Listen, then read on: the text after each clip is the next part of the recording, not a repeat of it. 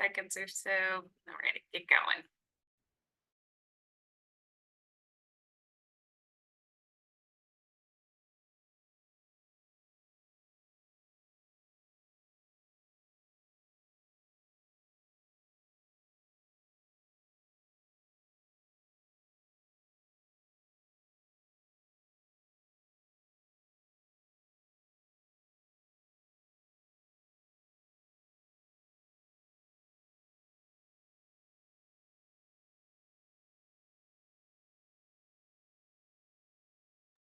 All right, my friends. Well, thank you so much for joining us. We're really excited to see all the wonderful things that get turned in. This is our final Gen 30 seminar. In this seminar, we are going to do some really great things, give you some last minute information, and you will use the question and answer function if you need to pop in to ask us a question. So while my team and I are presenting, please feel free to do that if you have any questions. So first and foremost, you should definitely know who we are by now, but just in case you have forgotten my lovely face as well as my team's lovely faces, I am Brittany Glenn, New Schools Manager, and I'll let my team introduce themselves and then we will press forward. I'll go ahead and jump on in. Good to see you all. Again, see some familiar names. So thank you for coming. This is my favorite support seminar out of all the ones we do. Hi, y'all. Again, it's me, Sarah. I've been working with you, hopefully, and you've been joining these support seminars. But like John said, this is kind of like the final touches, getting you ready to submit for that December 20th deadline. Awesome. So let's just talk a little bit about housekeeping and reminders. Big ding ding ticket. John, if you want to go to the next slide.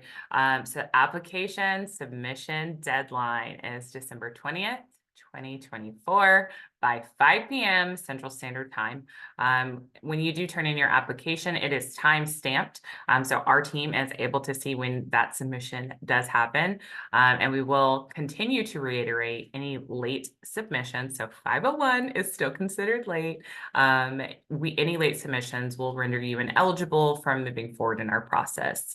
So it's always important to get the submission rules and regulations under your belt and then start pushing through that process as soon as you are ready to go, and making sure that everything is complete. And so my team will kind of touch on that here in a minute. So your agenda, yeah, go ahead, John. Really quick. I don't know if I see the Q&A function for this webinar. If that is not the case, I enabled the chat. So I think our attendees can interface that way if there's no Q&A. I don't seem to see it. If I'm wrong, team, apologies. And I see the Q&A on my Yeah, end. it is. Okay. Yeah. All right. It's my Zoom then. Okay. Apologies. No worries. Your computer's like, it's time to go. It's time to go. It's already Friday on my computer. Thanks to everyone who's helping us out, testing it out. Yes. Thank you so much. Appreciate y'all. Thanks, guys. All right. Awesome. So yes, let's use that Q&A function. The chat just gets a little jumbled sometimes, and on our end, it's a lot easier for us to like manage when you do the Q&A. So yes, thanks for troubleshooting that, y'all side, and John for flagging it. But yeah, it is working. We're good to go. All righty. So we're going to talk about the agenda, things that you should prepare for to hear today. Again, we will have this recorded. You can go back and look at it. If you get down the line, you're like, oh, what did they say? You can come back and watch this recording, but I am a in the moment, take notes person. So if that's you, get ready, buckle your seatbelt. Here is everything fast and furious.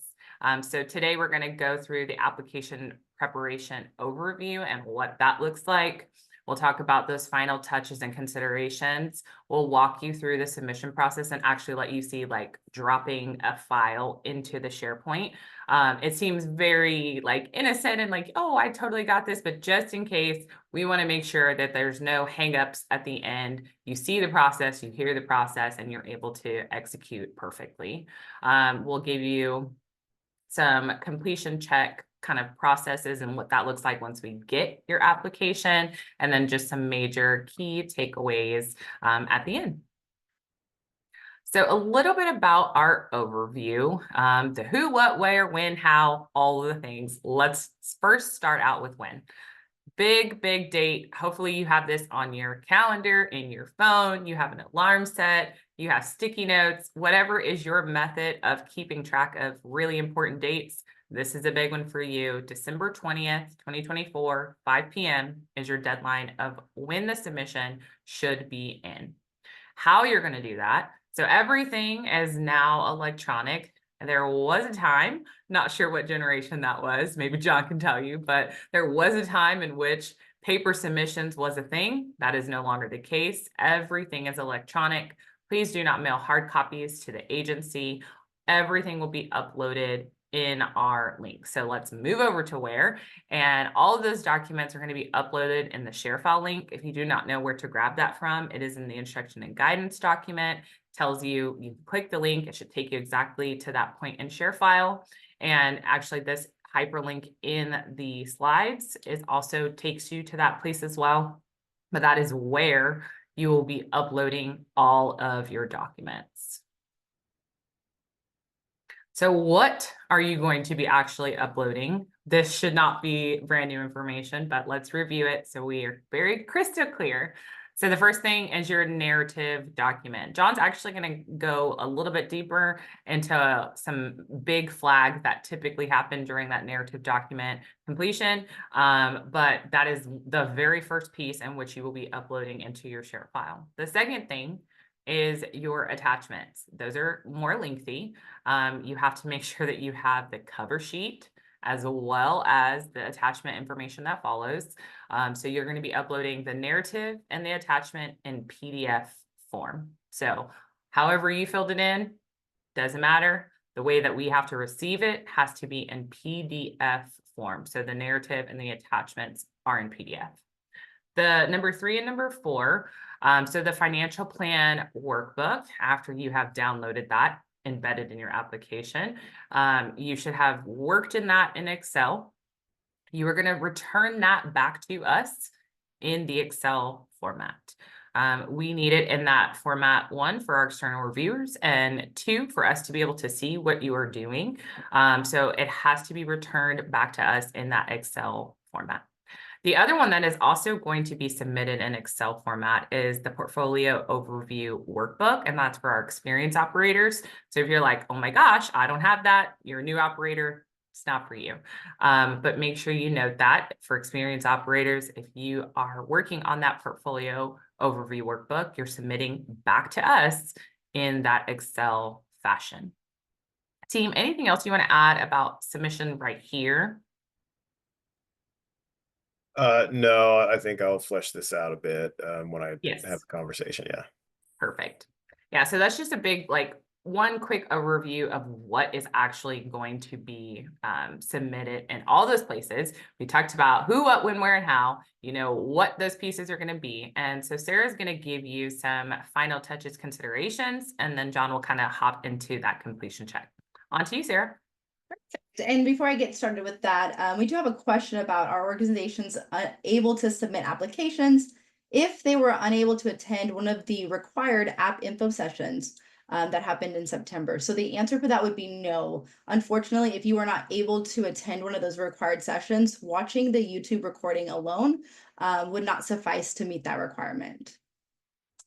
Let's go ahead and talk about some final submissions. So the first thing we want to make sure that you're going to do is really thinking about your own quality control. John, you can push over to the next slide. So what does that look like? The first step in this is really thinking about reviewing all of the expectations that were laid out inside of the instructions and guidance document. There are a multitude of things that are inside of the instructions and guidance document. And so you want to make sure that you are fully reviewing that prior to the submission to ensure that you're giving yourself enough time to make sure you're in compliance for all of the necessary requirements. You also want to make sure that you just understand the expectations and what is listed out in that. So there are 3 key resources we want you to be able to go over and make sure that you are able to review prior to submitting your application. Like I mentioned, the instruction and guidance document, it has a plethora of knowledge in there, and it also contains your scoring criteria. So you want to make sure that as you're going through your own narrative document, that you're kind of lining it up side by side with what's the criteria, what am I going to be scored on, and am I actually meeting all of those components within that question? That's an easy way for you to be able to determine if you actually have completed the application to the best of your ability. The next thing is you're going to want to make sure you go through that application checklist narrative document. You want to make sure that you've included all of the required components. There's 2 different pages where you can look through and determine, have I completed all of the sections for the narrative? And then you should fully run through your narrative document and make sure that you have not left any of those spots blank. And additionally, looking at that application attachment checklist and making sure that you have completed and looked at all of the applications listed out in the checklist. You want to make sure you're double checking everything. Writing it once and then just never going back to it is not a good idea in this scenario. Please make sure you're rereading, checking for any areas that have any errors or discrepancy amongst your data that you're inputting in multiple sections, as that could negatively impact your evaluation. And then, John, do you want to add anything else? I know that you've been through this step multiple times with so many applicants already. Any other things that they want to review prior to submitting that you could think of that I missed? No. I mean, just kind of reiterate that the scoring criteria that we provide to you all is the scoring criteria that we give to external reviewers. So, I mean, it's a 1-to-1 ratio. So I think that, yeah, it's extremely important that you're cross-checking what you're writing with the criteria to which we have provided to reinforce those expectations. But no, that's good. Perfect. And then go ahead, Brittany. I was just gonna say, somebody, I think this is a good place to answer one of the questions.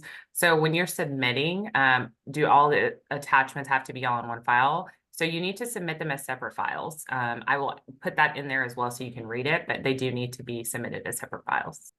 I think the question might be the attachments, all of them should be in one big PDF. But there's a narrative document that should be separate. The attachment file together, all of those should be in one PDF. And then your financial plan workbook is a separate document. And if you're an experienced operator, then you're also going to submit that portfolio overview. So please make sure you are not giving us all the separate attachments in terms of each one of them, put those in one big PDF, but there should be 3 files for new operators and then 4 files for our experienced operators. And actually that takes us into our next slide perfectly. So let's go ahead and look at that. And so one of the things we're talking about, we have the narrative documents. Just as a reminder, as you're filling it out and you're getting really into the weeds, your narrative document should not exceed 100 pages. Now you're probably thinking, what? No way I'd get to 100. No, sometimes it happens. So just please make sure that you are not exceeding 100 pages and that you are responding to every single narrative inside of that narrative document. And you're doing so in order. So that's going to be really important to make sure that your narrative document is in order in the way that we've given it so that it makes it where there's no mistakes when somebody's looking at through external review. If it's all the same, then we're able to see that and that will be helpful. The next thing is the letter of special assurances, making sure that those are initialed. Oftentimes those are overlooked because they're all the way at the bottom. Please make sure you're going through and you're initialing those and you're signing it at the bottom. Now with the attachments documents, you're going to want to look at the attachment checklist and you're going to want to make sure that all of your attachments are included and also in the same order in which they come in the attachment checklist. So I'll repeat that again. In the application, we've provided an attachment checklist. It lists out every single attachment that you've been working on already. Please make sure that as you're creating that PDF, you are putting it in the order of the attachment checklist. It's listed out.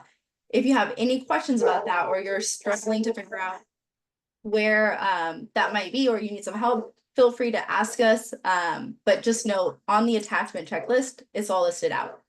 Additionally, you're going to need to make sure that in the bottom left-hand corner, the bottom right-hand corner of your documents, you need to make sure that you are putting the page number on them. And that includes your attachment documents. So every single page within your application submission should have a page number on it. As a reminder, I just mentioned this just a second ago, But for our new operators, you're gonna have 3 different documents that you're gonna submit. You should be submitting your narrative document, which does not exceed 100 pages. You've completed it fully and you've signed those special assurances. You're gonna submit one big PDF file of all of the attachments that are listed inside of the table of contents in the checklist. That's gonna be one big file. The last thing you're gonna submit, and this should be at the end of this is the last thing you'll submit, is the financial plan workbook. So those are for the new operator. If you are an experienced operator, you're doing all 3 of those things, and then you are adding in your portfolio overview. As a reminder that completely disordered narratives, like if they're completely out of place or missing a lot of narrative chunks, like you didn't actually respond to some sections, those can push you to being removed from consideration. So again, it's really important that the order in which you're submitting it and making sure you're completing it to fidelity.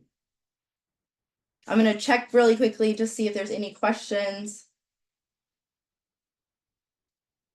Great question. Liliana asked a question about if you are, when you're talking about the PDF, should it be editable or not editable? So if you can, we would like you to flatten that PDF, and that's simply by going to print, saving as a PDF, and that should flatten it. If you're struggling to do that, then you can reach out to us and we can help you with that. But yes, it should not be editable once you submit it. Also, I hope that makes Sarah, sense. I'm going to answer this top question. So if whoever put the question in about executive summary and the CSP, if you could put in a message and give me your email. I went in and like did a troubleshoot and it was working. So I just want to make sure that you're doing the right thing. And then to answer your CSP question, there was an errata that was issued. If you want to take a look at that, that should answer your second question. Thanks, Franny. John, you can move on to the next page, unless you wanted to add anything. Team, anything else you wanted to add for this? I just think you all are being extremely nice. So I'll just be frank. I'm the one that receives these files. So on the 20th, when you submit these, I will be personally the one that's checking, making sure, right? And so I wanted to be very clear with you all. You all spent months at this point working on this stuff, and you're getting ready to submit it. Please, please, please look at your documents before you submit it. There have been occasions where we get an email saying, Mr. Garland, I submitted the old version by accident. Can I resubmit the new version, right? Or Mr. Garland, I accidentally submitted a blank workbook because I mislabeled my files. Can you please make an exception, right? So on and so on and so forth. So kind of beating this into the ground is extremely important because we just can't do takebacks at this point, right? And so as Sarah said, we do have a classification for removal, which is substantially incomplete, right? And so if we get a document that is X%, right, missing, or again, we can't assume that you forgot, or we can't assume that you purposefully didn't, that you purposefully omitted information. So just please make sure that you all are double checking what you're submitting before you submit. Again, just so you don't waste months of hard work that you've put in thus far. All right. Thank you, Jen. Yeah. There we go. All right, we can move on over to the next. Hmm. So this one is, what are the most frequently missed items in the completion process? So I'm normally not going to read off a slide for you, but I think it's very important for you to know each one of these verbatim. So attachment cover sheets, if they are missing, attachment cover sheets when missing, if they think it's not applicable. Each cover sheet has a box that indicates NA. So please make sure, if we've included in that checklist, you need to make sure that you're submitting a cover sheet for that. The statements of financial positions, the statements of activity, and cash flow statements are missing. Please make sure that you are submitting those with you. The proof of filing and tax exempt status is missing. We must see that. The bylaws indicate sponsoring entities has a religious purpose. So this one is not missed in the completion process, but sometimes it's a common mistake that can be prevented. So making sure that that your bylaws do not indicate that. And then documents that still have the names of other organizations inserted into the document. So please make sure as you're QCing your own documents that everything is applicable to the application that you are applying for, and no other organization is listed unless they are directly connected with your organization. Yeah, just to flesh out number two, Sarah, for folks out there. Again, a lot of times people will not include this because they will say, we have no financial activity. And what we will say is, we don't know that, right? And so at the end of the day, what we want to see, if there is no financial activity, we want to see zero, right? So cash flow, zero, blah, blah, blah, zero. So we want to actually see zero financial activity. So we know that you did not accidentally omit this particular attachment. Yes. Okay. And I think, again, that goes back to that first bullet is the cover sheets are all there. Please make sure you're indicating in that box if it's not applicable to your organization. All right, John, I think I'm passing it over to you. Yeah, we're going to talk a bit about submission process. All right, so how are you going to upload the application? We'll do a super quick run through in a second, but as Brittany kind of already talked about a bit earlier, you're going to take the link, you're going to upload those files, whether it's 3 or 4 files, up into the ShareFile cloud, and you're going to upload all those documents at one time. What do I mean by that is you don't have to upload one and then go back to the link, upload another one, go back to the link, upload the third one, go back to the link. So once you access ShareFile, it will give you the opportunity to drag and drop or upload multiple files in one upload, if that makes sense. In terms of what you're going to actually have to put in once you get into ShareFile, we'll go over in a second. But for email, you're going to use the email that you have provided on the applicant profile page. Those two should match. That way I can cross-check between who submitted versus like whose application it is. You're going to use the main contact for the name. So if Mary Smith is labeled as the main contact on the applicant profile page, that is the name you're going to put for when you're trying to access ShareFile. For the company, you're not going to put the school name. Do not put the school name. Put the sponsoring entity name. Okay. When you upload the documents, again, there's 2 different ways you can do it. You can upload it just by clicking the files on your computer, or you can actually drag and drop, kind of like Dropbox. When you're done, very important, it's not going to do it for you. You have to scroll down a little bit and hit upload. If you don't hit upload, nothing's going to happen. Again, I say that because of lessons learned in the past. You also want to be sure you click the final upload button. So some best practices, I would say at minimum, allow yourself 2 hours before the deadline. And again, that is based on sad stories, unfortunate stories where at 4:50, I get a phone call saying, hey, we're having trouble uploading this thing. Can we get extra time? And again, the answer is going to be no. There are no exceptions made for that. So 2 hours at least prior. So at 3 o'clock, at earliest 3 o'clock, start trying to upload those documents. And I say that again, because if we get a document at 5:01, we cannot accept it, right? So 5 o'clock is the absolute deadline. John, before you go to the next one, I think this is a good place to talk about specific naming conventions of documents. Let's see. Yes. So for naming conventions of documents, as long as we are able to decipher the narrative document, like it says narrative document somewhere in the title, in the file name, and again, sponsoring entity. If you forget and do charter school name, that's okay, because we're going to open it up and again start doing cross checks. But what we need to be able to see is to decipher between the narrative document, the attachments document, and that workbook. All right, so whatever the file names are in that regard, I need to be able to see clearly, like distinguish between those 3. As Sarah said, as Brittany said, please do not upload several documents. So if you're uploading more than 3 documents, or if you're an experienced operator more than 4 documents, then you're uploading too many. And at that point, you need to reassess what your process has been to figure out how to get back in line with those 324 documents that you submit. Okay. All right. Before I do the walkthrough, let me just check the Q&A. Let's see. Okay. So someone's asking about sponsors. So when I say sponsoring entity, what do I mean?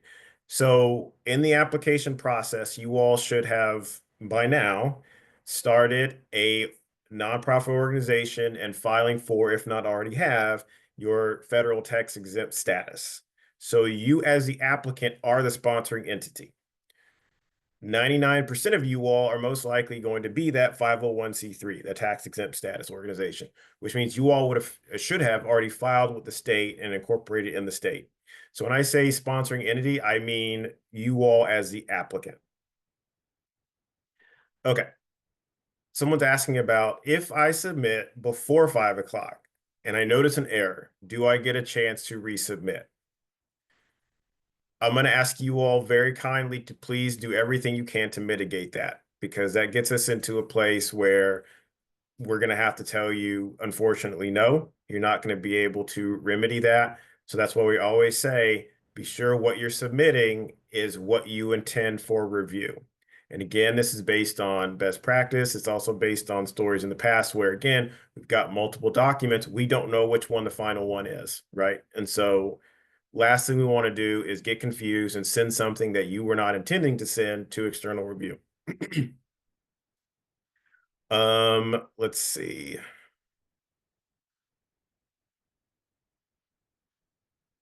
Okay. And then I think we've gotten some questions that are just more like specific and logistical questions. If you all have specific and logistical questions, like the mechanics of the application, feel free to email us privately, and then we can work with you all privately versus kind of getting into nuanced conversation today about those things. All right. So let's do a quick walkthrough just so you all can see what it looks like. Now we'll try not to mess this up. Okay.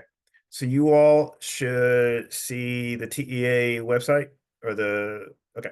So this is actually share file. So when you hit the share file link, this is what it's going to take you to, right? And so like I said, I'm going to write in that. Let's just say I'm James Brown. I am Charter ABC. And let's see. Yep, there we go. Okay. I'm going to hit continue. All right. So as I said before, you will be able to either drag them from wherever your documents are saved, or you'll browse and then you'll be able to pick from the computer. You'll see them pop up here. You'll see your files. So if you don't see the files, then that means they're not uploaded, right? So again, it's not going to send it to us automatically. So once you put your 3 to 4 files in here, whether you drag them in or hit browse files and select the files individually, you have to go and hit upload. Once you hit upload, it's going to give you congratulations or whatever. Some of our applicants ask at that point, well, what happens? Do I get a response? You'll get a recognition email that it was sent. It's not going to tell you it was received. It will tell you that it was sent. Okay. Now, let me get back to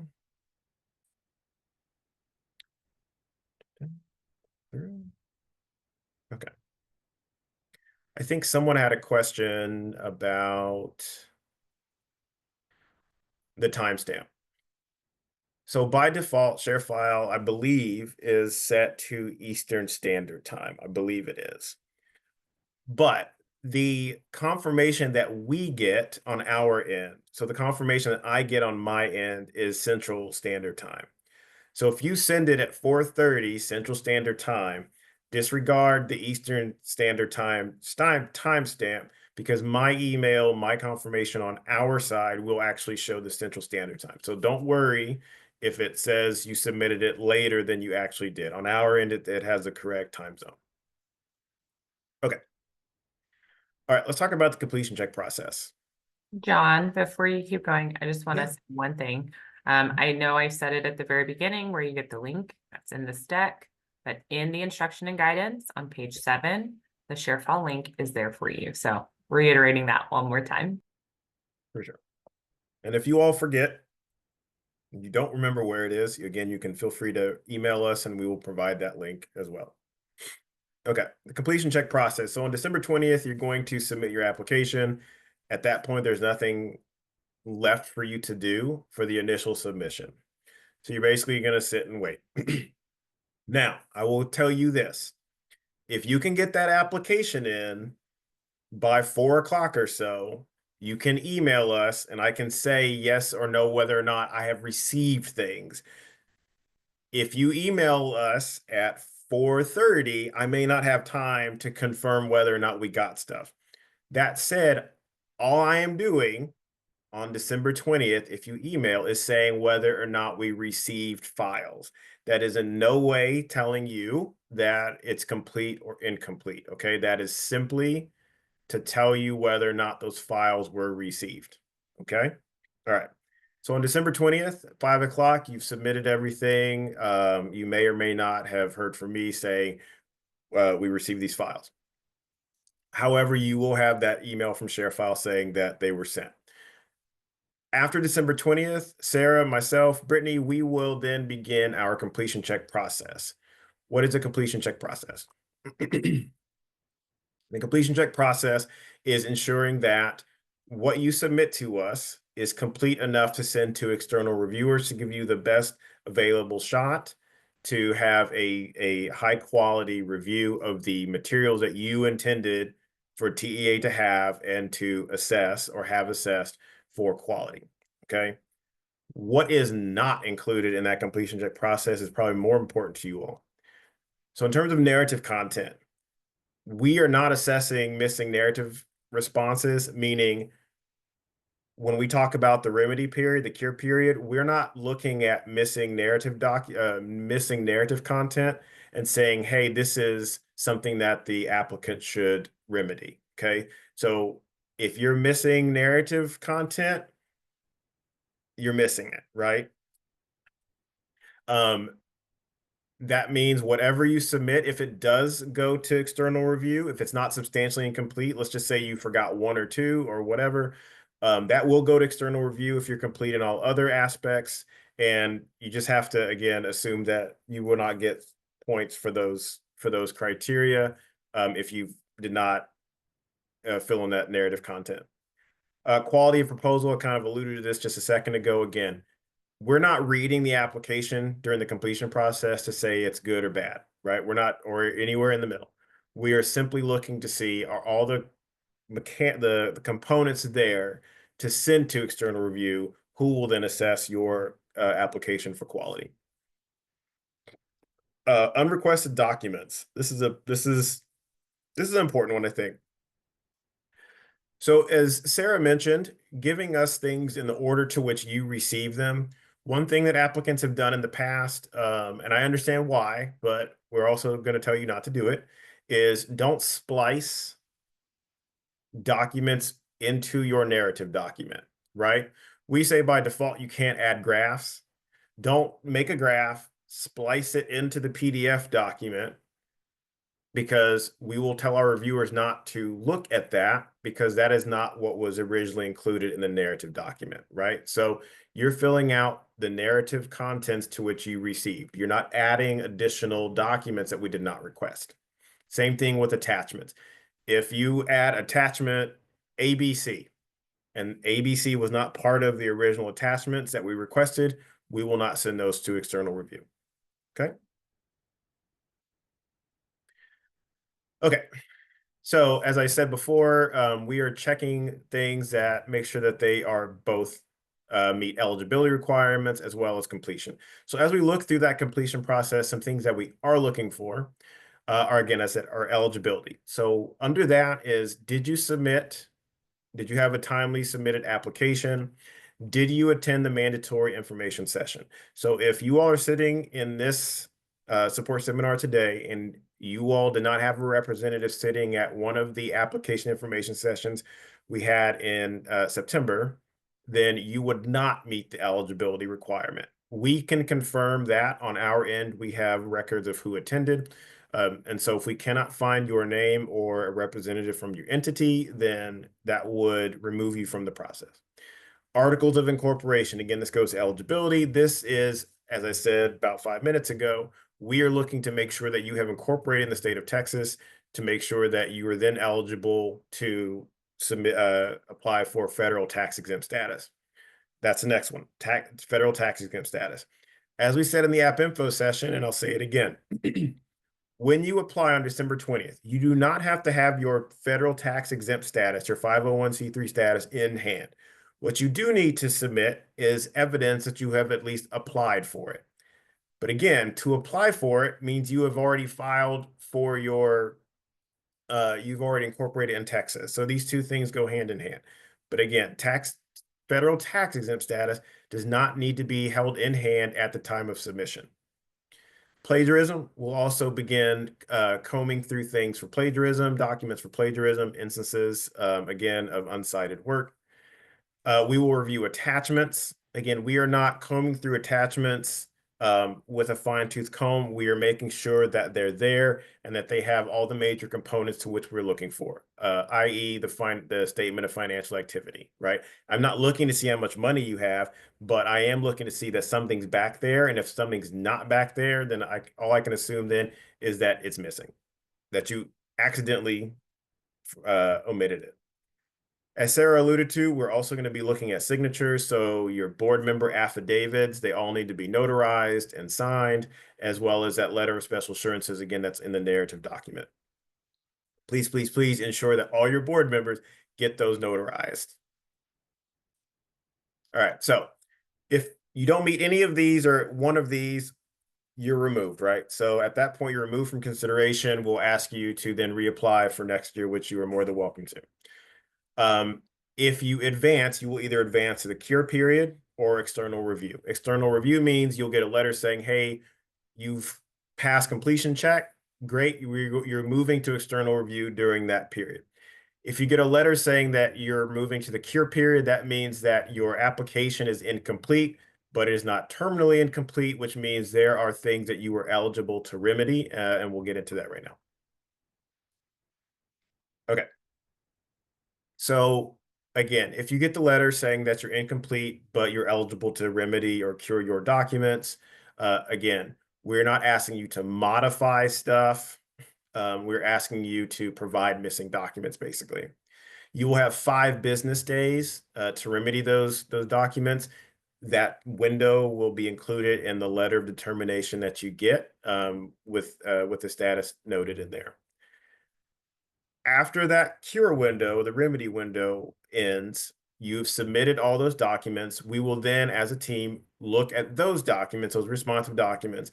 And if those documents then cure or remedy the defects, then you will then proceed, your application will then proceed with the rest to external review. I will tell you right now, most applications have something to cure. So if you get a letter saying that there's something to cure, that does not negatively impact external review. Again, our external reviewers get the applications that we tell them to score. So there is no note in our process that says that this application was initially incomplete. So most are initially incomplete, remedy, and then move to external review. All right, just some key takeaways for you all again. So write that down if it isn't already in 20 million places in your office or home, is that application submission date is December 20th by 5 p.m. Central Standard Time. Please look at all of the expectations before you submit. Conduct your own completion check. Have other people look at your document. Make sure, again, practice sending it to someone, making sure that when they open it, it's not a blank document. Make sure that when they open it, that they see everything that you're intending for us to see.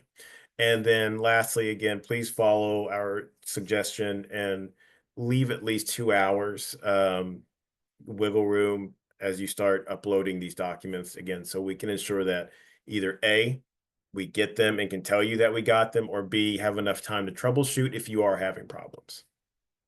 The only other thing that I think is also important to add is go on our website and review the timeline.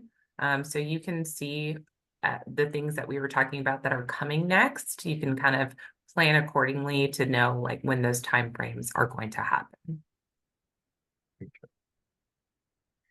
All right. Someone asked, what proof of filing do you expect to see? So whatever we put in the attachment, if it's a date of submission, because it's been a minute since I've looked at the attachment cover sheet. If it's just a date of submission, just provide us with whatever the cover sheet is asking for. Yeah. I'll put it that way.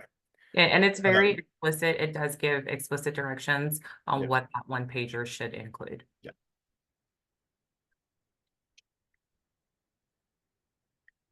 All right, team. Well, as of right now, we're caught up with questions. Let's see what else we get. We'll give about another minute or two. We're ahead of schedule.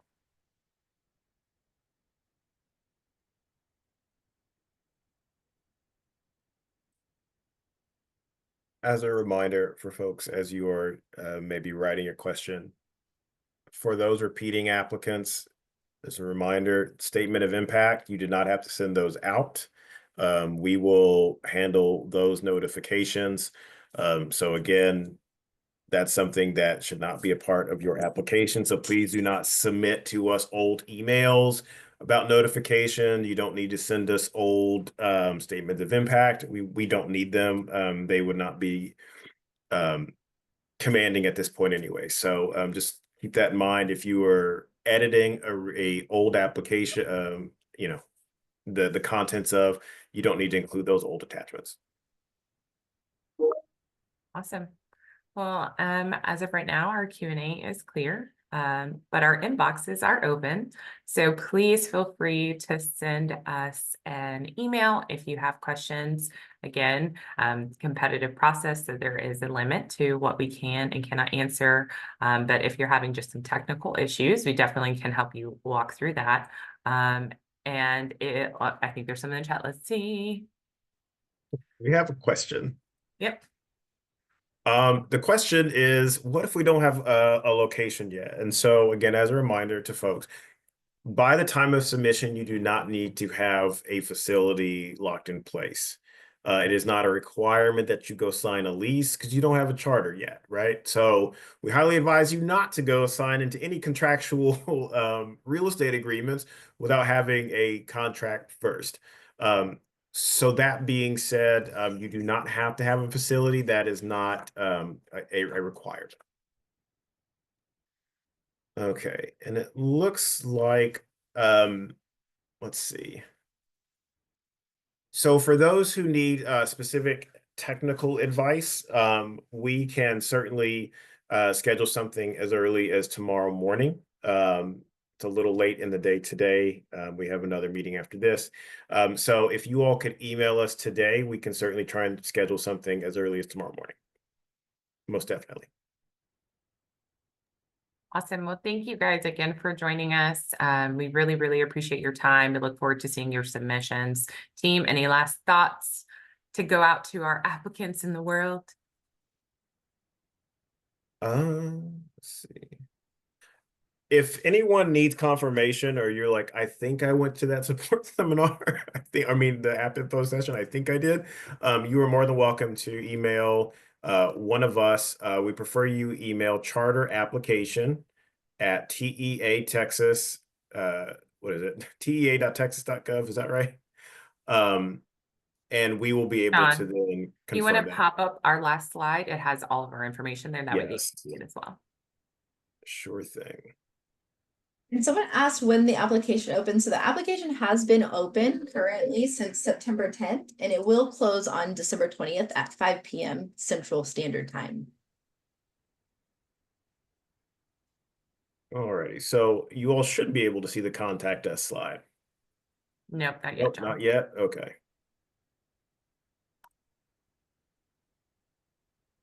There we go. Can you see it now? Yes, thank you so much. Perfect. So I'll leave that up there for a couple seconds. Yes, perfect. So our individual ones are at the bottom. That top one goes to all three of us. Quickest way to get us all in one swoop. Awesome, guys. Well, thank you so much again. Again, we will have this recording updated to our website if you need to go back and review anything. It won't be today, probably won't be tomorrow, but hopefully we'll get that up there here pretty soon. But please reach out to us if you do need to set up some time to talk through some technical issues. Again, thank you. We appreciate your time.